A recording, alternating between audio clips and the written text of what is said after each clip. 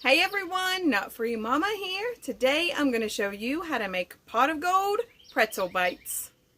Okay, let's start off with our ingredients. First you need some snap pretzels because you want them to be the little rectangle square shaped pretzels. And then you need some Rolo candy, some of the little sour rainbow belts. You could use the Airhead Extremes, or I got these at Dollar Tree. Actually, I got all three of these things at Dollar Tree.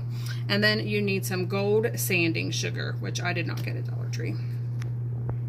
Preheat the oven to 250 and then line a large baking sheet with parchment paper. Add your pretzels and one Rolo to the corner of each of your pretzels, and you want that to be the smaller side down so it looks like a pot of gold. We're going to get that in the oven for 2 to 3 minutes. You just want the Rolos to melt partially. While your little pretzel bites are in the oven, you can go ahead and cut your ropes, unless you just bought the little fun size ones that are already cut. But I just cut each of my ropes into 4.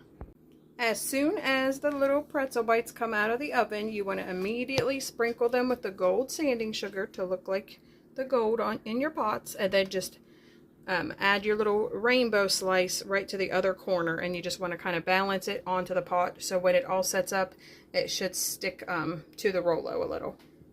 So you want to just let these sit up for 15 minutes and then we'll see what Taste Tester thinks.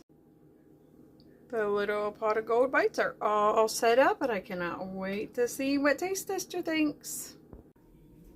Alright, Taste Tester, have a little taste. Okay.